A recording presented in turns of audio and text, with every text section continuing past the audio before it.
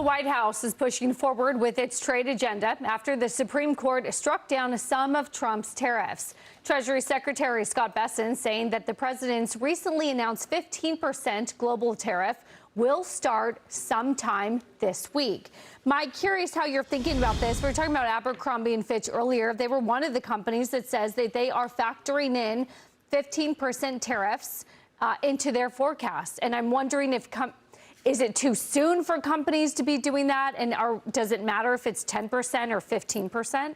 I think the 10 and 15 matters, and I think knowing exactly where we are so that companies can model that out is kind of important. But I don't know. I go back to the tariffs, and so now the Supreme Court has ruled on it. But other countries, to just lay it out, other countries charge us tariffs. We're now charging tariffs on the other countries that companies like Abercrombie could decide to pass on to the consumer if they wanted to. They don't have to. I don't know. I feel like where we were with the tariffs was a much better place a few weeks ago before the Supreme Court decision. I like what President Trump was doing with it, and I like the cash that it was bringing in. So I think if this is the way going forward, 15%, but Bessent seemed to kind of hint at the fact that it was going to be rolled back. There's a time limit on it. Yeah. So if 10% I think is fine and will be better than zero for us, the American consumer.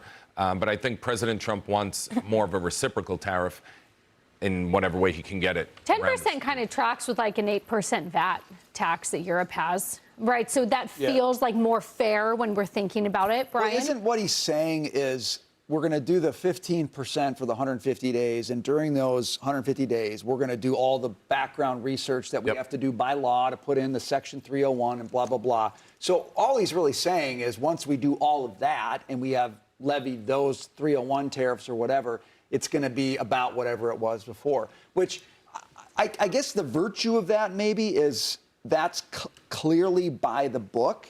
And that's more predictable for companies because you have to go through a process of doing the research and publishing the rates and so forth. So what I'm saying is, does this whole thing, even if we end up at the same spot, kind of get us back on a track where companies who have complained about uncertainty can say this is a well-established process, we can follow it, and we can interact? Seems like a long process to get back to where we started, though, Jackie. I know. It's just hard for me to talk about tariffs with the backdrop of war in the Middle East right now, when I agree with both of you guys to a certain extent that we're sort of where we were before. I don't think we've materially moved that much, and the administration will make sure that it pushes through what it wants to be able to push through.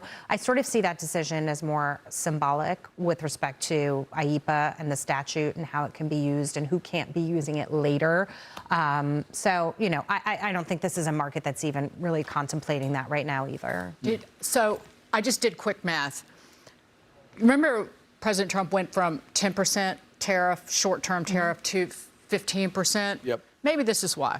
So we were, 271 billion was the reciprocal tariffs that were brought in roughly since last spring. At 15% of total imports over a 150-day period, that works out to be $267 billion. That is almost break even with what would have been lost last year, almost dollar for dollar. And we need every single penny, nickel, dime, quarter, dollar, given the war. Especially when we cut those capital gains taxes, too. Oh, boy. Too bad we're not making We have another hour, anymore. and I'm going to eat you alive. Mike Murphy, I'm going to roast you on a pleasure. You're always welcome back. Stay with us. Larry Kudlow's joining us next. My God.